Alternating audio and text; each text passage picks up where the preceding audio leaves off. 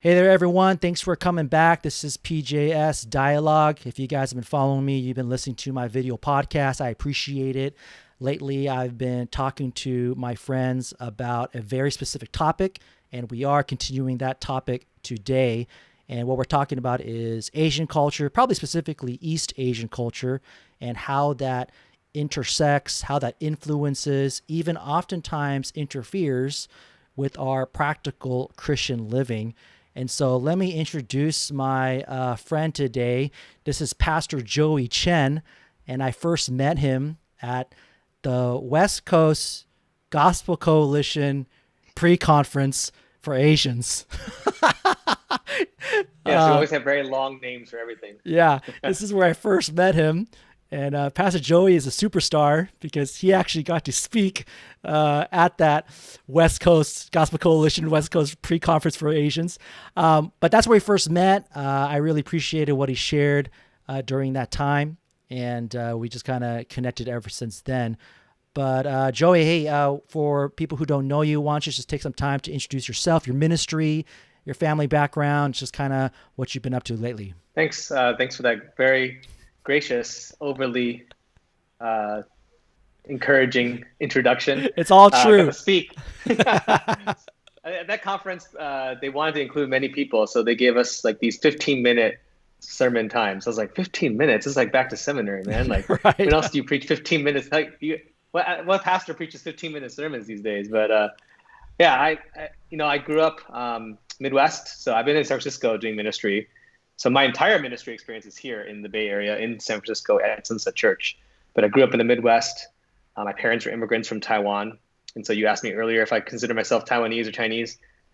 My parents are kind of like split. My dad is very Taiwanese in some ways, but he's also very American. So that kind of influences my identity, my thinking.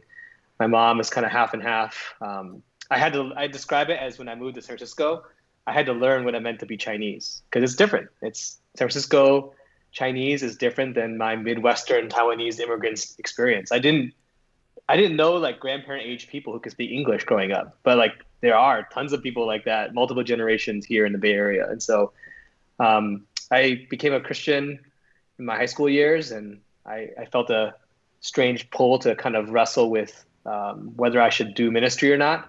I remember hearing distinct statistics and encouraging, like, or challenging, not encouraging, but challenging messages from people that like, there's not very many Chinese Americans in ministry. I'm like, well, I could do something about that, and kind of pridefully, but also like, I kind of want to do things that not a lot of people are doing. That's part of it, I think. But also like, I was wrestling with I was trying to figure out what God wanted me to do. I was literally asking the question, like, if I'm truly following this this Savior, this Lord, what does that look like? And I realized the one area of my life I was really struggling with kind of giving to Him was my career, because as an immigrant, in the Midwest, either you were normal and you went to an Ivy League school because you were normal. Actually, that wasn't even high achieving. That was normal. Or you were stupid and you went to University of Michigan, and I was stupid, and so the only school I got into was University of Michigan. That's how messed up those categories are for us in the Midwest Yo, immigrant that's a good communities. school, man. That's a good school. I know it's a very good school, but I felt like I was like stupid because I couldn't get an IB. Oh, But anyways, that was my trajectory, right? So I was like, well, I don't know. What if I said, God, I don't know what I want to do. What would you have me do? And so actually, I didn't know what else to do. So I was like, well, maybe if I got a chance to study the Bible, kind of, or like took some classes. So I started looking up universities with engineering because that's what I thought I was going to do. And there's not very many Christian universities, even today, that have engineering. Actually, at that time, there's only one, literally one school in the entire country. It was Cedarville University. And I had no idea what this school was about. I just knew they had engineering programs, so I could try and do that there. So I went to Cedarville, not knowing any of the culture there. Like, I was a new Christian, like junior, senior year of high school. So I had no concept of fundamentalism. I had no idea of Christian culture, right? And so I went to this all white, almost. I mean, that's probably not even being exaggerating. It's all white, very like Midwestern culture, conservative school. And I had no idea what that was about. That's another conversation. But essentially, that was my greatest cross-cultural experience, was going to that place. It was really strange. It was really weird. Yeah, it was actually a part of me like was wrestling with identity, not just as a Christian, but like ethnic identity. So I never really thought of myself as like being weird as Chinese, but I felt very weird to be Chinese there, or Taiwanese there. And the reason I go back and forth is because some Taiwanese people are very mad if you don't say you're Taiwanese. Yo, But I can flex. I've experienced that. Yeah, one time I called someone Chinese, a college student, and she was offended. And that's when I first learned, like, oh my goodness, there's a huge difference there. And then she's just actually teaching me about the difference between Taiwanese and Chinese culture. So I know, man. There's definitely a nationalistic, cultural, linguistic difference. My dad can speak Taiwanese, but in our family we spoke Mandarin. I didn't learn Taiwanese, so in fact I couldn't even speak with my grandmother, my dad's mom, because she only could speak Taiwanese. Her only phrase she would say to me, this is one of the few Taiwanese phrases I remember learning. She called me like, I can't even remember how to say it anymore without butchering it, but basically she called me like a barbarian because she thought I was just this Western kid who like couldn't respect her and wasn't honoring my elders.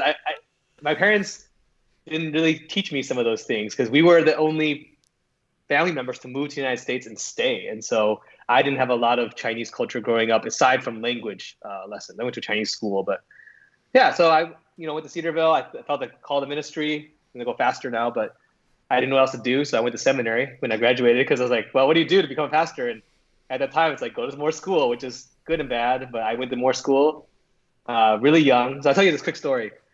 On my very first class, it was Greek.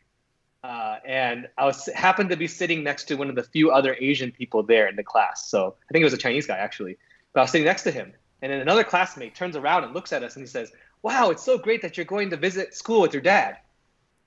Oh my goodness, man. Oh, I was like, no, I'm attending this class with you. I'm a student here. Because, I was barely 21 when I started seminary, which is good. A lot of just foolishness there. But, God had me there and I went through school there. And you went to Trinity, right? You went to Trinity. Yeah. Did you have Greek with D.A. Carson? I took one class of advanced Greek with him and I was like, nope. And I got out of it. Man, I heard horror stories about him. Like there's an old professor I had who had Greek with him, and he told me that he made one student cry because he didn't like do his homework. And I was like, what the heck, dude? That sucks, man. He's a very gracious individual, but as a professor, he is very classical. He's very European, and he's trained overseas. He was raised as a Canadian, but he just holds his class to a very high standard. Oh, I'm sure. I took Acts in Polish literature. I took an Acts class with him and Paul's letters, and he would give a quiz literally he would time it to the second. He would start his quiz at the beginning of class. So if you're late, you really missed it. And he would only repeat his question once. And it was always 20 questions, and he would only repeat each question once, so he'd read it twice and then move on. And if you missed any, and that was like a third of your grade, I think. Something significant was those quizzes. Oh my gosh. So it was quite stressful. I was late to the first class and there was no quiz on the first class, but then I learned right away. I was like, I'm not going to be late. And you're going to be there at this class early. Yeah. Oh my god. That's nuts. Yeah.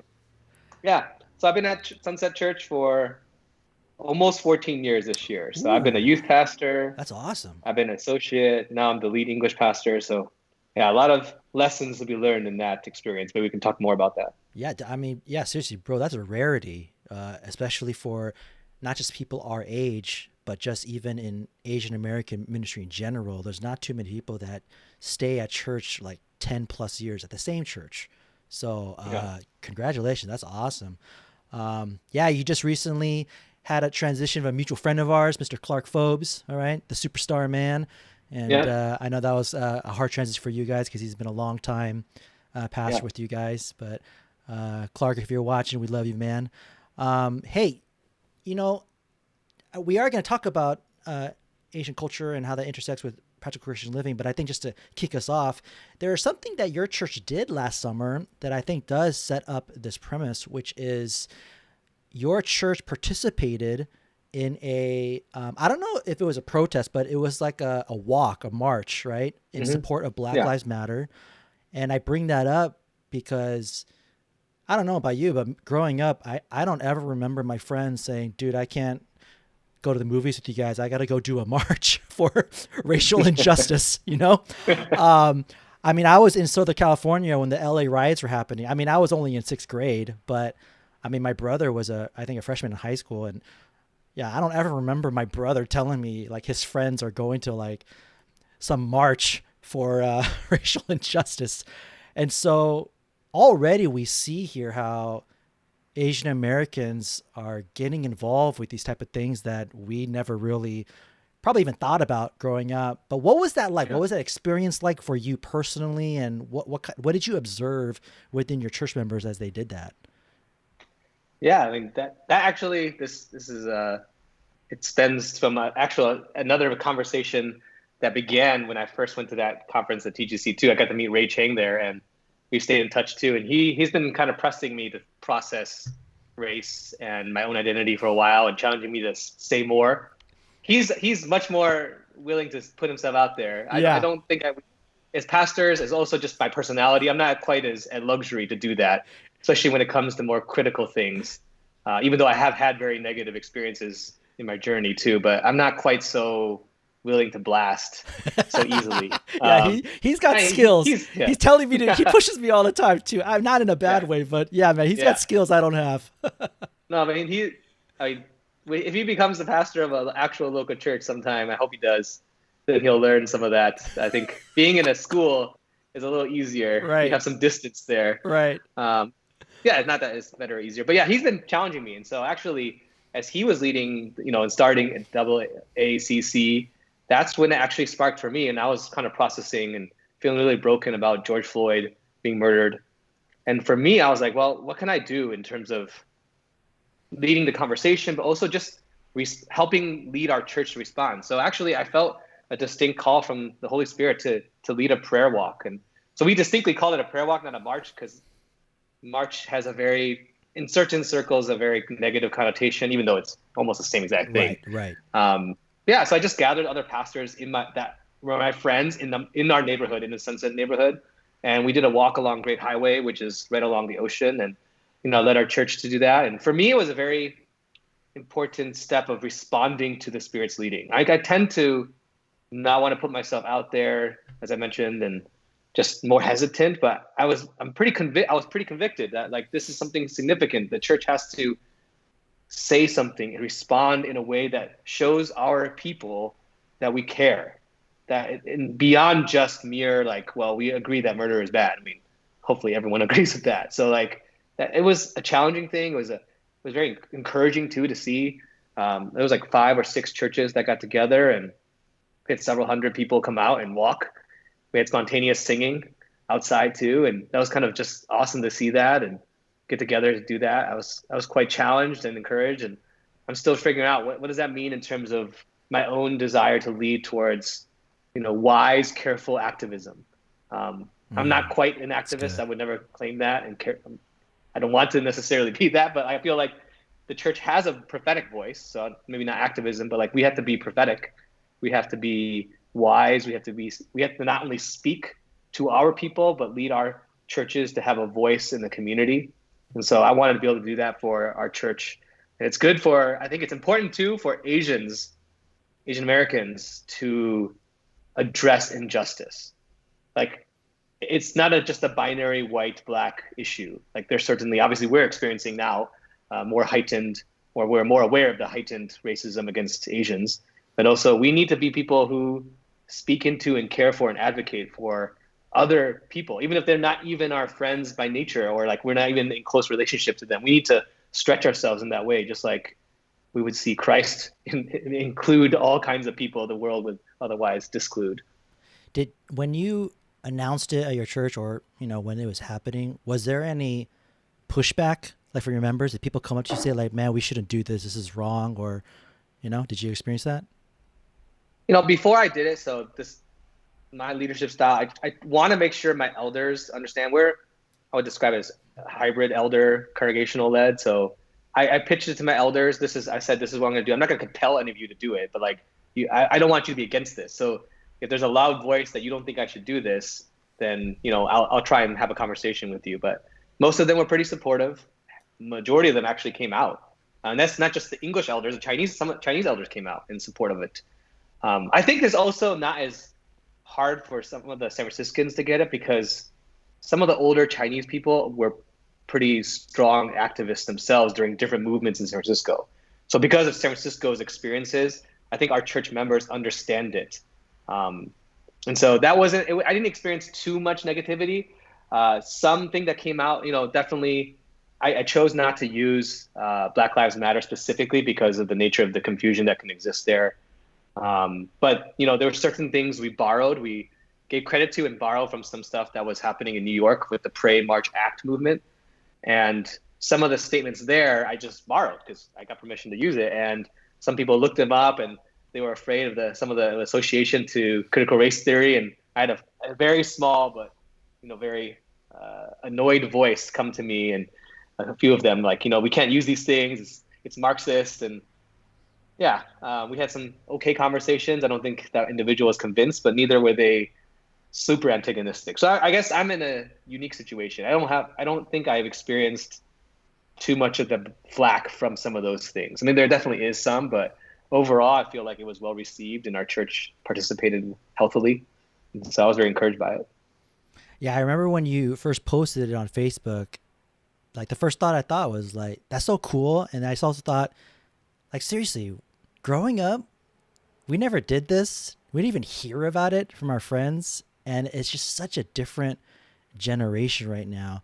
And as we talk about Taiwanese, East Asian, Korean culture, all that, I mean, we are literally in a different time period of people experiencing the Bible and the church like differently than how we did, There's so much more involved. So with all of that, and really, this is kind of your personal experience. What are some, I know we talked about leadership the last time we talked, and that might be your passion, your topic, but what do you think are some specific ways that your culture or just your experience, your Asian culture, that really influenced, it could be negative or positive, your obedience to scripture or your church ministry or just living out your Christian life? Yeah. I think, I like the way you phrase it, or I kind of frame it around like, intersecting, influencing, even potentially interfering.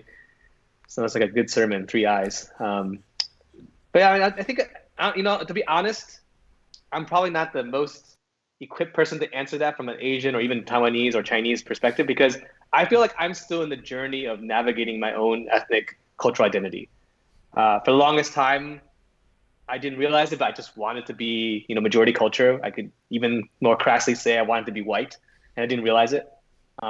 It took me a long time to figure out that that's not something I'm going to be, but also to love and see my heritage as something valuable and good, not just in and of itself, but also with regards to how God made me as a person in his image and gave me cultural background through my parents. And so I'm still figuring out a lot of that. Do you consider yourself more American than Taiwanese? I probably would, if I to use any category, I most easily identify as an American. Because probably even more so Midwestern American, because that's where I spent most of my life. Because what's weird? Sometimes I'll hear that from some of my Chinese or Korean friends, and they don't say Chinese American, Korean American. Some of them actually say I'm an American Chinese or I'm an American Korean. And hearing that, I'm like, that sounds so weird to me. Yeah. I mean, I would probably still, just for the sake of ease, just put Chinese American in front. But like, I'm still figuring out the Chinese Taiwanese part of who I am. I mean, I got language as a kid, but for the longest time, I didn't. When I grew up, there was no Chinatown in Detroit because it got wiped out. And so we actually, to get like Chinese food, we had to like drive to Canada, which actually isn't that far from Michigan. It's only like 30 minutes to cross the bridge, and before you wouldn't even need a passport to go there.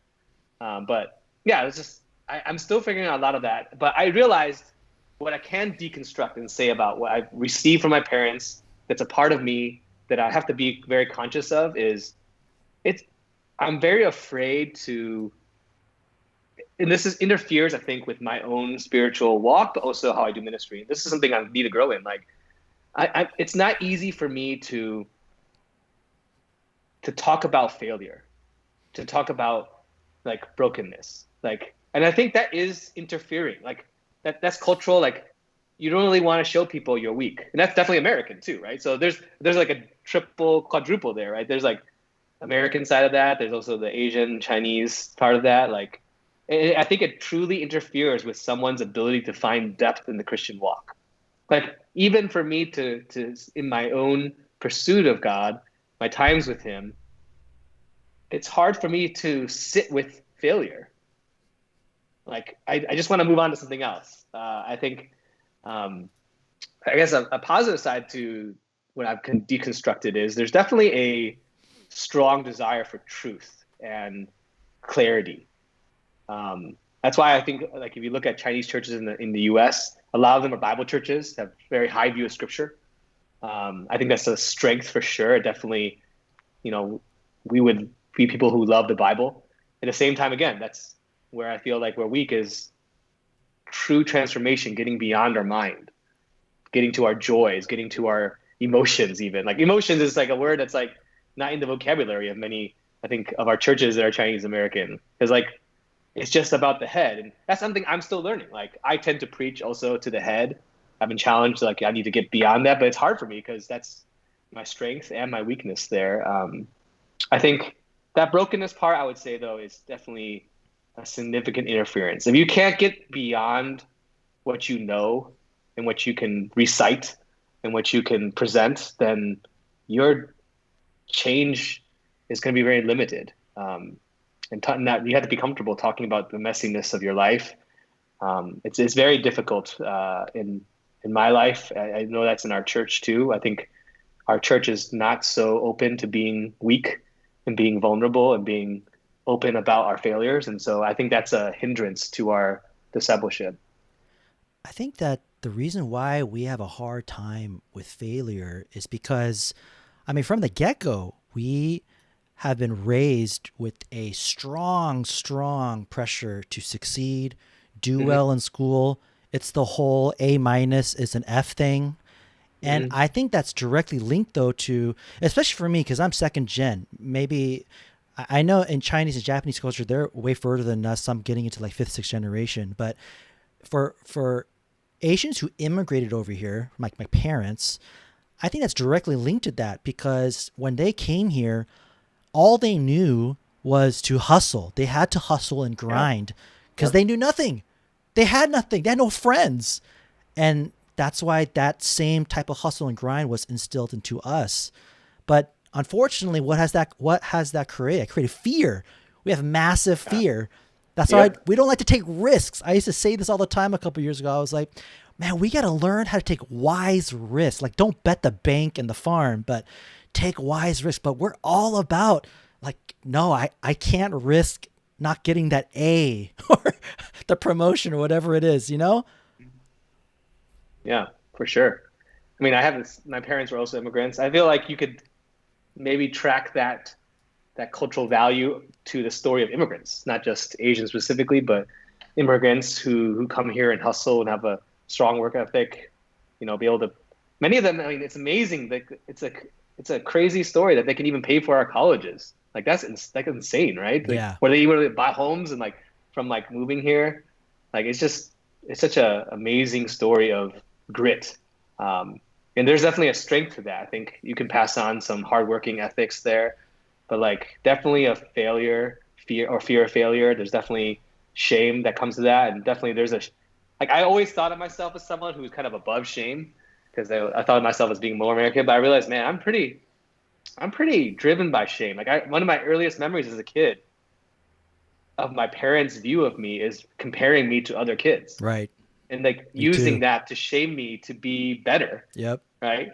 Or feeling like if I did better at some things, that brought them honor. Right. Because then they could tell their friends that I was better than their kids at something. Right. That's very much a honor shame like dynamic there that I realized I've inherited that I thought wasn't there, but it definitely guides my thinking. It shapes my view of ministry. I don't even realize it sometimes, and I'm still learning how to deconstruct that. What's hard for me is that I have an older brother, and I did like really well in high school. I was like a 4.039 student. My brother didn't get those same grades, so my parents sometimes compared him to me. my older brother. Yeah. And Oh man, that's just double. just So think about shameful that for him. culturally, right? Think about that Yeah. culturally, right? Like my own older brother, I have to now double fear, like, great. Now, like, my parents use me as an example to him. So that Yep. was really, really Yeah. hard. This concept of fear and shame, do you think that is related to pastoral leadership in the sense of maybe this is the reason why a typical East Asian church leadership style is kind of it's all me, my way, we don't really see too much of training up the next kin. It's more like Yeah. I'm going to be here till I die. I mean, I think that could be part of it. There's definitely an honoring of those who came Right. before us, right? That definitely exists. That power dynamic, actually, just acknowledging power dynamics in our churches is so important. Like, there's a very helpful book. I think it's by Crouch. I think it's very playfully titled "Playing God," like kind of redeeming the concept of power. And I didn't read the entire thing in detail, but I skimmed it, and I remember just like that category of understanding the good of power is important, and also the understanding of the negative side of it and how it can be abused and used to manipulate and control people. But there's definitely a power structure in our churches, and that exists from our culture. Like I was talking to a few Chinese pastor friends, and we were trying to distinguish ourselves, like because when we're in the larger Asian American culture gatherings, it's usually very Korean, which I appreciate. I've learned so much from my Korean brothers. I'm like, there's things that are distinctly different when I talk to Chinese guys or Taiwanese guys than my Korean guy friends. Because and actually even in that there's a power dynamic difference. Like Korean culture is very like there's a hierarchy there that is a little different than at least in American Chinese churches. Like how? Tell me, what are some examples? Like it's rare to find a church, a Chinese one, where there's a guy who's singularly in power. Hmm. But I find that that's generally more true of Korean churches. Not always. Hopefully, there is a healthy plurality of elders if you're Presbyterian or something. Or even if you're Baptistic, you have a healthy dynamic between congregation and leaders. But like in Chinese ones, actually, I feel like the ones I've experienced, the more Baptistic ones, they're so afraid of someone being in power, they don't let anyone lead, Right. actually.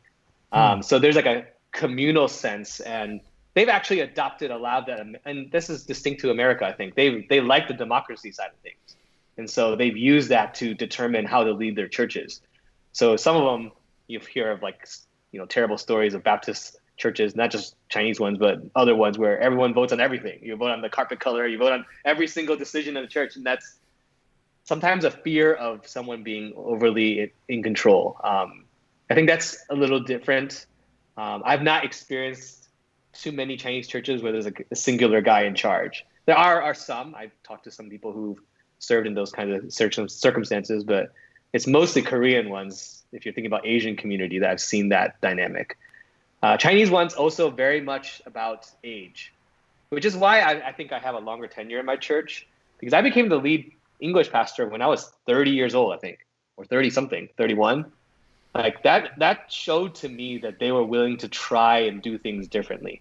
And that for me meant a lot, because typically, this is probably true in your experience too, like you're basically a kid forever, right? Like even if you have your own children, even if you have grandchildren, if you have someone older than you in your church setting, you're still a kid. And so when you're the child, you don't usually get power and control. And I mean that positively. You don't get handed the reins. And so if that's the case, it's very difficult for next generations to lead, to take ownership of the church. Like when I became the lead English pastor at 30, that for me showed the church was willing to try and pass the baton. And that for me gave me some leg room to kind of stay longer. So I would say my longevity, yes, it's very rare. I think it's also rare that the church leadership and the congregation affirm me. And so there's definitely a spirit of God moving in that time to give me that space to try and lead. I mean, that is so rare because usually, and again, this is like you said, this is not in all Asian churches, but I feel like the common style of succession or hiring is, yeah, you got to be a certain age before you're ready. Mm-hmm. And the thing Yeah. that I always think about was, well, dude, how are you going to develop your young guys if you're never going to give them a shot? And then at the same time, we both know that Just because you're like 36 years old doesn't magically turn you into this guy who's ready to take over a Yeah, congregation, which is exactly. also a huge Yep. mistake. And we have both seen that happen in a lot of Asian churches. So I wish that this, by the way, experience of course matters. And again, there's unwise to hire a 21-year-old probably to just take over like 1,000-person church. But at the same time, it's like that song and dance that I don't think we haven't quite figured out. We have to give these young guys a shot or at least develop them because in many cases they're ready, just like you. They are ready, and this is the time to give them a shot. So I think that's a rarity of what you just It is. explained. Do you think that because you said Chinese churches is a little bit less than Korean churches with that style of leadership? I was just thinking, do you think that's why there's more Chinese Baptist churches? Like it's very rare that I find a Korean Baptist church, but there's a lot of Yep. Chinese Baptist churches. Yeah, well, I mean, the Chinese immigrants moved here. A lot of them, especially if they were escaping or negatively thinking of communism, they want democracy, and Baptistic governance is very democratic, Mm. and so that's why they lean that way. Also, I think if you look back far enough, like you see missionary impact makes a difference, and so Koreans are mostly Presbyterian because Presbyterian missionaries were there, and so that definitely plays a factor in our denominational affiliations. And but Chinese churches also tend to be more independent, like denominational Chinese churches. There's a lot of them. Well, the ones that are most common would be like the Alliance Church, and then Baptists, broadly. But you won't find too many other Chinese. Like even my church, even though we are Baptistic in governance and we baptize by immersion, like we've never been a part of a denomination. They've just been independent Baptists essentially. When we were talking on the phone last time, we talked about a lot of leadership development. We were talking about that for a long time, pastoral leadership Yeah. development, kind of along the lines of what we're talking about right now. Where have you seen that done successfully, or maybe what are you doing right now to do successfully?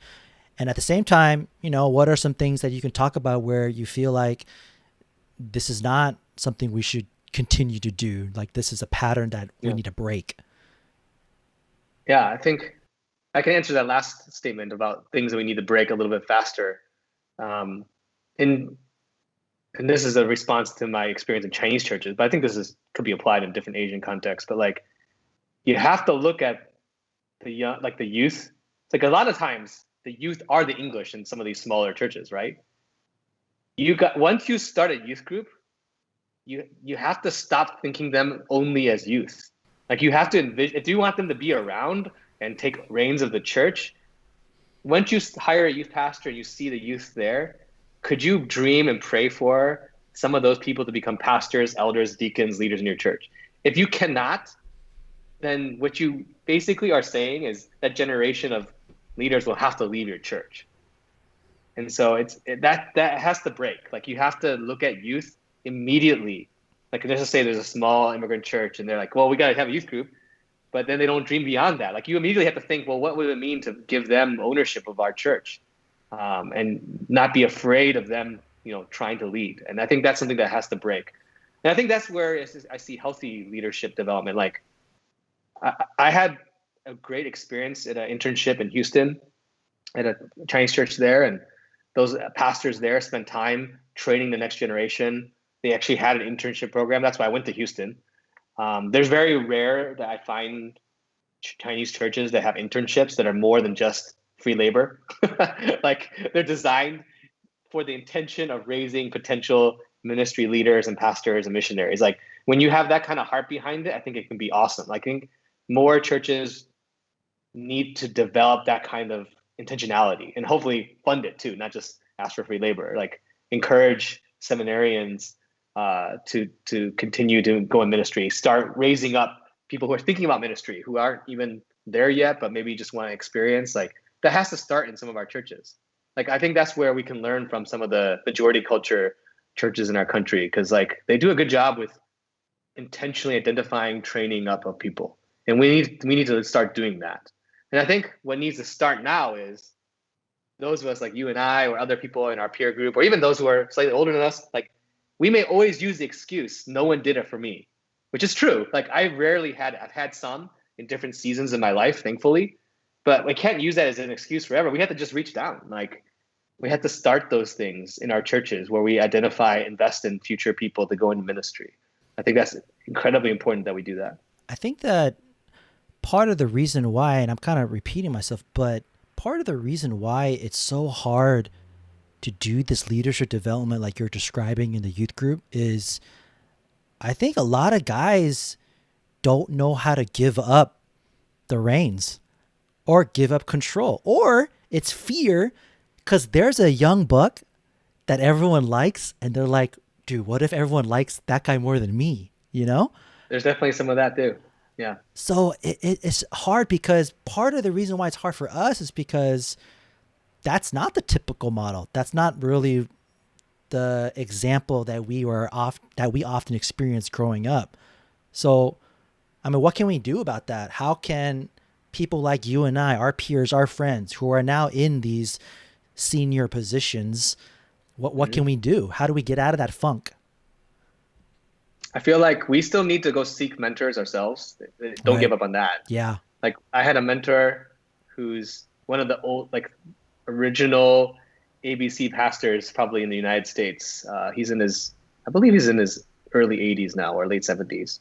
He was very different than me, but I just really appreciated my time with him because he kind of just talked about ministry and he just shared with me. I mean, not everything was the same as my experience, but just that time with him was very valuable. We need to seek mentors where we can find them. But I feel like if you have control of any kind of budgetary decisions in your church at all, you got to start setting aside money for internships, for investing in people who are thinking about going to seminary, helping them, like creating opportunities to serve in your church that are more than just serving the youth group, which is basically where most of us end up going, right? That's why all of us started youth pastors, because that's the only place they know what to put us. Yeah. But like, you got to start other things too. Granted, although I will say positively, anyone who has served any length of time, I would say at least 3 years or more in youth ministry, that's probably some of the best training to be a lead pastor ever, because you do so much stuff there, man. Dude, you know, when you were just saying that about the youth ministry thing, I mean, yeah, that's one of the reasons why all of us kind of started there. And I think if one great way, especially for us and our peers, is if you don't look at elementary, junior high, and high school as like these baby ministries, but you actually look at those places as not just development so that they could get to the next level, but no, actually treat those ministries as, man, these are awesome places to be. I think that's such a great opportunity for leadership development. You know, for me, I really thought that I used to be a children's ministry. I really believed that I thought I was going to be a children's pastor forever, but for good reason. Like, I didn't feel like I was stuck there. I really loved it. And I remember talking to my senior pastor at that time, and this was a time where I just got married. And we all know, you know, youth element, they never pay those guys full time, right? I know. And I had an honest, if they do, it's not that much. right. I had an honest conversation. I was like, is there any pathway for me to get full time here? Because I'm married now and I gotta start supporting my family. And there wasn't a clear pathway. I think what was expected, like I had to do more work. And right there, I felt like, why is my ministry not considered as much work as a junior high or high school guy, you know? And at that time, I don't think the junior high guy was full time either. But it's just sad to see that pattern. I wish that pattern would break, because honest to God, if they offered me full time there's a strong chance that I would still be a children's pastor today. I love children's ministry. I still love it. It was so fun for me. Yeah, I loved youth ministry.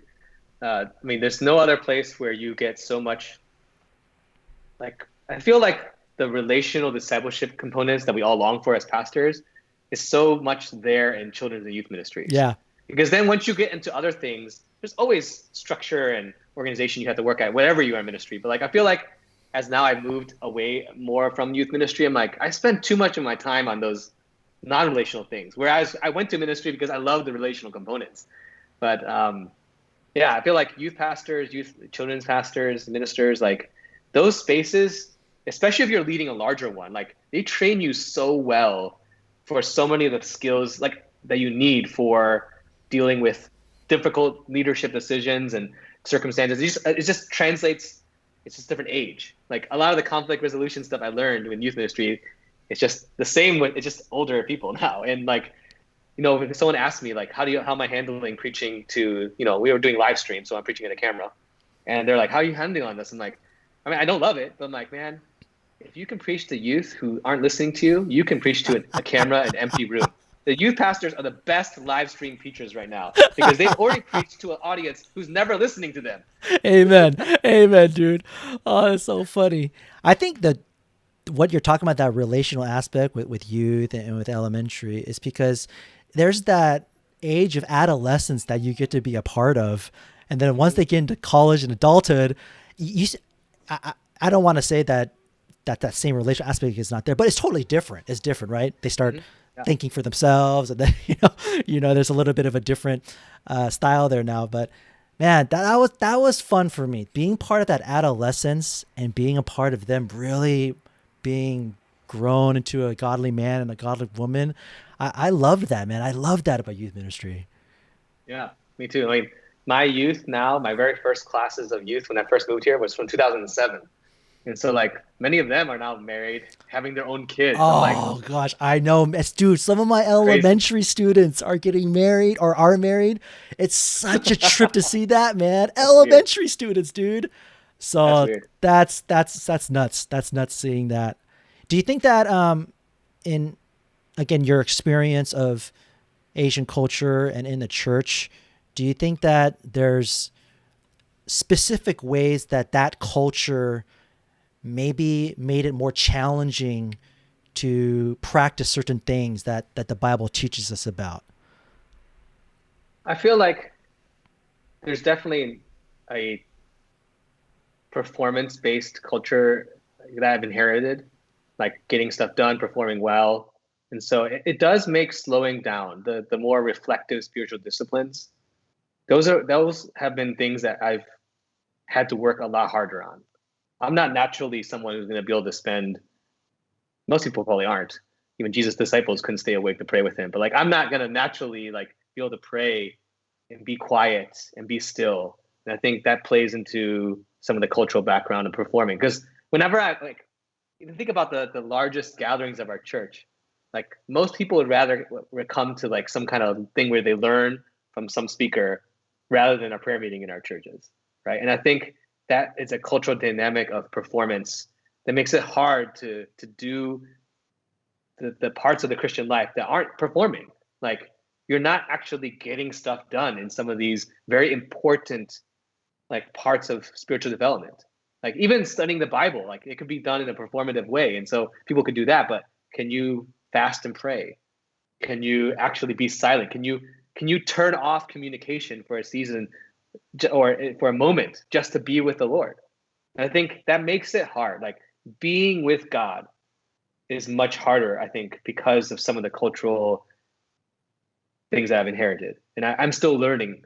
And whenever I read about Mary and Martha and the stories about like, Martha getting mad at Mary for just, she's busy and Mary's not helping. I'm like, man, I'm such a Martha. Like I would be so mad at my sibling too for not helping out enough. Like I'm doing all this work. I'm not being with Jesus. I remember saying this once, and it was, I think, Jeff Liu. Do you know who Jeff Liu is down here in SoCal? Maybe. I think so. And the name's familiar, but there may be multiple Jeff Lius. Jeff, just down here in SoCal, I think he works for InterVarsity now. He's like in charge of their whole theology kind of department. Sorry, Jeff, if you're listening, if I butchered that, but I know this Jeff. Yeah. And I remember talking to him saying kind of like what I was saying to you, but I was saying like, yeah, like our Asian culture stops us from evangelizing. We don't really evangelize because we're scared to talk to non-Asians. And I remember he said this to me. He's like, I don't know if it's not that we're not good at evangelizing, but he's like, but I think we're really good at hospitality though. And that's a form of evangelism. We easily can invite people inside the home, and we're the ones, making the tea and all the snacks and stuff like that. And I remember when he said that was such a good, he unpacked something great for me right there. And that's what I'm talking about. Like for some reason I was focused on just this only, but my culture is really good at this. And for Yeah. some reason, I separated the two, Mm. thinking that it had to be this way. Or I think it was also like, oh yeah, I forgot. We're actually really great at hospitality. We're really good at that. Do you have examples of that where you see that in your own culture or in your own experience?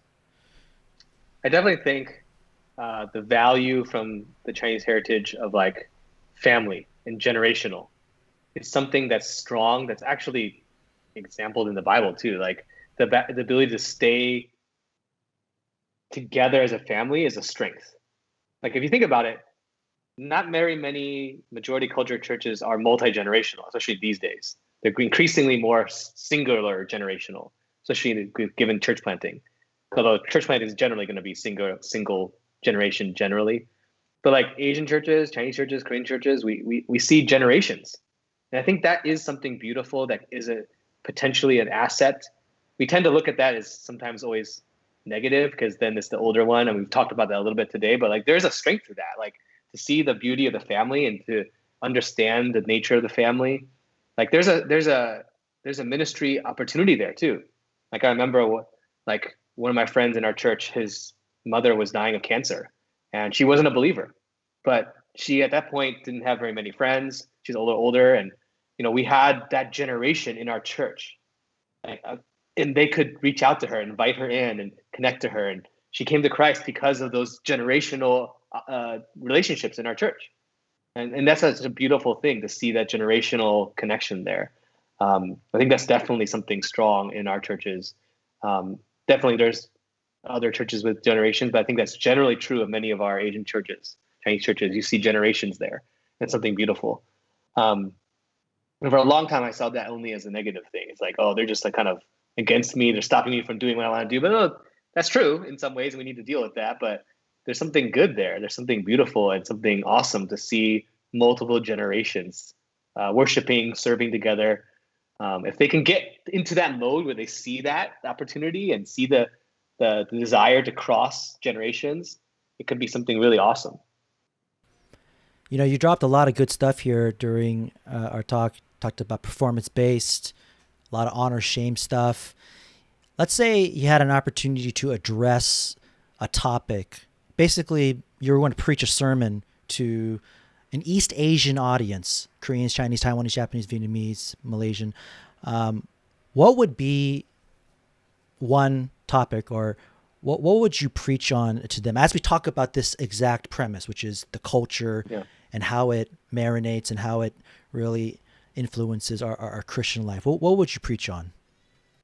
I'd probably preach on the parable of the workers of the field, and because I think grace is what's needed. Like I think East Asian people need to hear more grace. Like it's hard for us to receive something that we didn't earn, and I think even though we believe that intellectually as saved people because of Jesus' work, like we still need that. So if I was preaching to a broader audience, like one of the parables or a sermon on grace, like the one, and I like the parable of the workers in the field because like it's just so scandalous. Like how can someone who did so little work get the same exact pay? Like that's so confrontational. It's so contrary to our culture. And I think that's what's needed to press into the fact that salvation truly is by grace, because then it really begins to melt our hearts. It begins to level us according to who we really are in Christ. And I think that's what I would speak on, something regarding grace. But I think that's what immediately comes to mind is that story, because it confronts me too. I'm like, I hate that story at first because I'm like, it just makes me so mad that Jesus would give someone the same amount of money that did so little work on someone who has been working all day got the same amount. Protest. Like that kind of scandalous message I think is needed to show the point of grace. You're actually the second guy that talked about this. My friend Wilson Wang also said something very similar to you, that we got to show, because we never received grace. It's very hard to show grace. And so, man, I think we're really cooking up something good here right now. That's awesome. Hey, I always want to help promote my friends' churches and service and stuff like that. So you're in the Bay Area, and where can someone find your service? Are you guys on YouTube, on Facebook? What's your website, your church website, and everything? Yeah, thanks. Our church is Sunset Church. We're in the city in the Sunset District. You can find our website, sunsetchurchsf.org. We live stream on YouTube right now, but we're on all the social media platforms. But our website's a great place to start if you want to get connected to our church and you're looking for a church in the city. And what time is the live stream at? It's at 8:30, and it's also on demand right after that, right around like 10:30. Okay, awesome. Do you guys ever talk about like a phase of like getting back into in-person services? We're hoping to have slowly start that on Easter. Actually, Yeah. we're gonna try and gather on Easter in a small way, and I just can't wait. Like it's been over a year now since we haven't met in person for Sunday gatherings. So because we can't do outside here because the weather is insane, and we gotta get permits for everything in San Francisco. So like, there's no way, and I don't have a parking lot, so like I can't just meet outside. Right, it's the Bay. I know. What's parking in the San Francisco? What's that? Oh man, I know. We're all thinking about that. We actually just started to do outdoor in our parking lot, and so I know everyone's on a different phrase, so I was just curious about that. Hey man, thank you so much, Pastor Joey Chen from Sunset Church. I appreciate your thoughts. Check out his services. I'll put the links down in the description below. And for those of you who are watching, do you guys have thoughts or questions or maybe even topics that you want us to talk about? Please let me know. I'm trying to really interview other friends, other peers, other colleagues, specifically about Asian culture and practical Christian living. And I would love to address some of the things that you guys are interested. Thank you, Joey Chen. Thank you so much, man. Thanks, John. Thanks for having me.